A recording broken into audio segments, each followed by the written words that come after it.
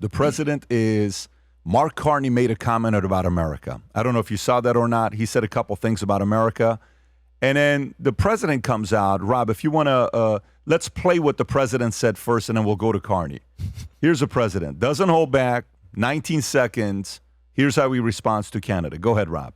Canada gets a lot of freebies from us, by the way. They should be grateful also, but they're not. I watched your prime minister yesterday. He wasn't so grateful. But they should be grateful to us. Canada lives because of the United States. Remember that, Mark, the next time you make your statements.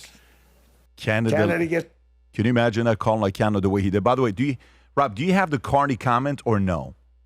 Yes. Do you have what he said about America? Yeah, go ahead. Direct. We are in the midst of a rupture, not a transition. Over the past 2 decades, a series of crises in finance, health, energy, and geopolitics have laid bare the risks of extreme global integration. But more recently, great powers have begun using economic integration as weapons. Tariffs as leverage, financial infrastructure as coercion, supply chains as vulnerabilities to be exploited.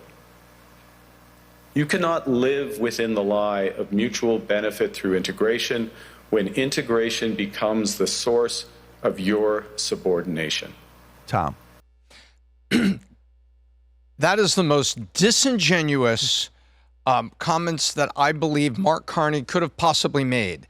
They sound educationally eloquent. They sound high-minded. But let me remind Mark Carney. He says, when President Trump says that Canada lives because of us, NORAD, we are using NORAD to provide protection for Canada. As recently as 15 years ago, Canada sounded the alarm on Arctic military threat from Russia. Who's providing not a Golden Dome at this point, but who's providing NORAD support? We are, through northern states that are on the border of Canada, have advanced systems in them and advanced Air Force bases that are out there to protect. So NORAD, we're protecting that. Canada is smaller than California's economy. So I find it very, very disingenuous that yapping poodle can sit there and nibble at the ankle of the giant that is giving him safety, security, and economic stability. Remember, it was them that stopped their truck at the leadership of Canada, that stopped truckers exercising freedom of speech in the snow and then cut off their banking. That was your country, Mark Carney.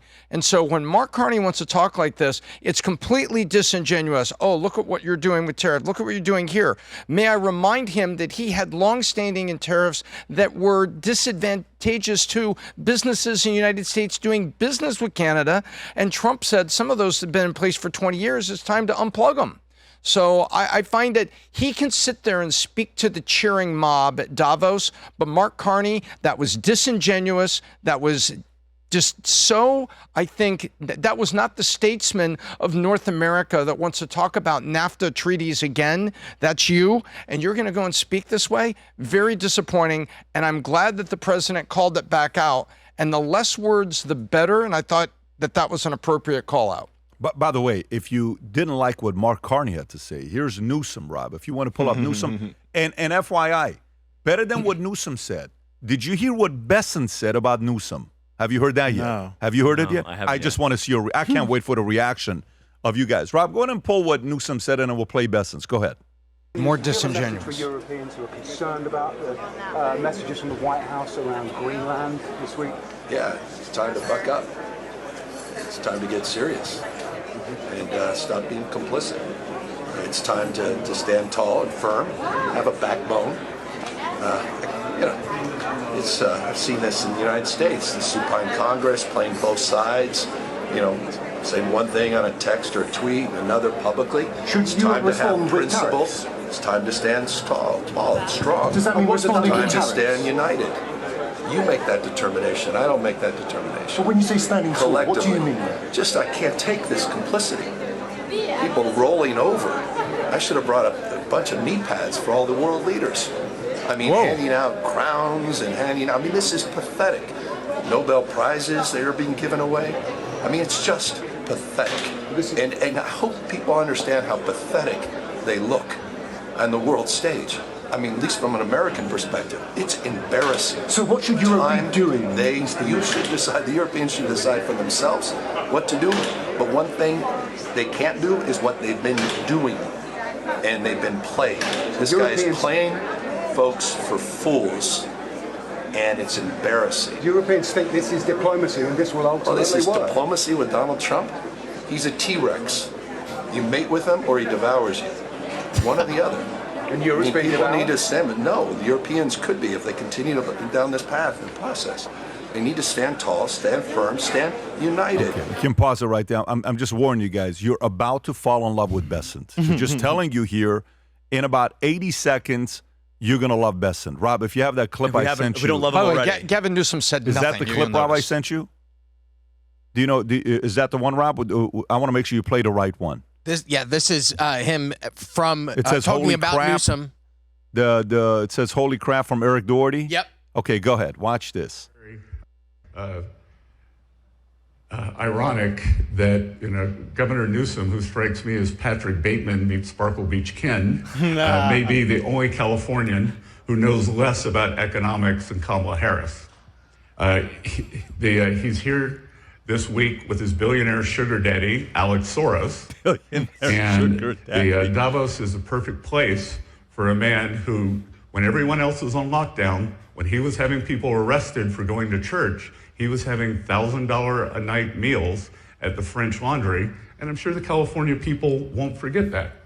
And I can tell my message to Governor Newsom is the Trump administration is coming to California. We are going to crack down on waste, fraud, and abuse. And I was told he was asked to give a speech on his signature policies, but he's not speaking. Because what have his economic policies brought? Outward migration from California, a gigantic budget deficit, the largest homeless population in America, and the poor folks in the Palisades who had their homes burned down. He is here hobnobbing with the global elite while his California citizens are still homeless.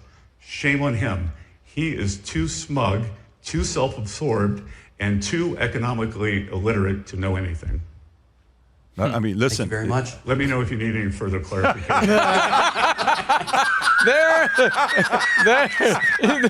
Further clarification. James, how do you respond to that? It's great. Scott Besson's done a great job at Treasury. And look, Gavin Newsom, you judge someone by their works. Look at what he's done in California. People have left. You see the poverty. You see what's happening with the regulation in the Palisades. People can't get back to build their homes. This is a failed experiment. And it was Justice Brandeis in the 1920s who said that the beauty of our federalist system is that each state, California and Florida, could pursue their own experiments and then show the nation which policy set works better. Well, we've seen that Governor DeSantis, our policies here in Florida, work far better than Gavin Newsom's disastrous train wreck in California. Tom.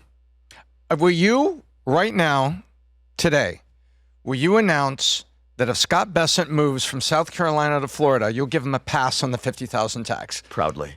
Okay. Proudly, but on the condition that he works with our administration as an economic advisor. Mr. Secretary, you heard it. Well, what I think, I love what Scott Bessent said. Because Scott Bessent, usually when you see him on news shows, you see him on interviews, he doesn't use a lot of words and he's very specific. And I think he's absolutely correct. Who's in Davos now not speaking? He's not speaking in Davos, but he's there to try and look presidential and to do his stump speeches. But he sits there with a few random reporters that corner him in a hallway while he's wearing a badge that says Gavin Newsom, because there's still people in Davos that don't know who the hell he is, and saying nothing. He was saying nothing. Have a backbone. What do you mean by that? That's up for them. That's up your determination. What do you mean the European countries? No, that's up for them to decide. Really, there's a guy with no plan just looking for a microphone, and then there's Scott Bessent. And I'll say here, in my opinion, I believe Trump, Bessent, and Rubio are the best trio that we've had in the history of the United States doing what they're doing. When you look at commerce, you look at foreign policy, you look at what we're having to do, and you look at the size of the problems that they're having to solve and the men that are there.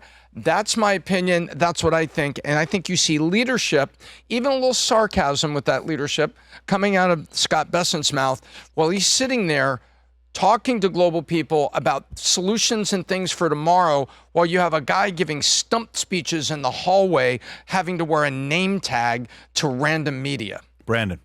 Yeah, the only thing that Besson said that I disagree with is that the people of California won't ever forget about what he did, because they clearly did forget about what he did, along with half of the country right now, which is why he's one of the front runners to be president. So, I mean, he is the front runner by a mile. Yeah, for the Democrats. So, I mean, it's crazy and scary that people could look at California and see that's not like a shell of what it used to be before. I'm like, it literally looks as if his job was to get into that position and make it California as bad as possible with the result that's at. Like, it was like comparably perfectly fine before he got into office. But I would love to be behind the scenes and see what his strategy sessions are like for crafting his message, because I feel like he's always trying these moves out where he's trying to like say bold things, and I just think he's probably the most like insincere person out there in terms of like what he shows versus how he actually is. Like, like whatever you say about Trump, like I think he's 100% of himself all the time. Newsom, I don't think we have any idea who the hell his real personality is.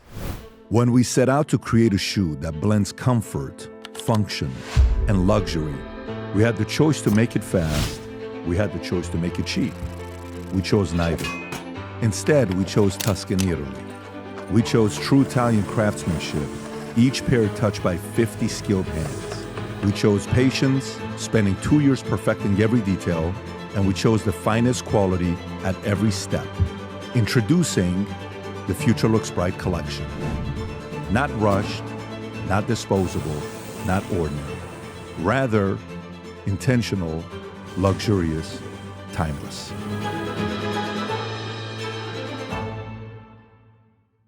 If you enjoyed this video, you want to watch more videos like this, click here. And if you want to watch the entire podcast, click here.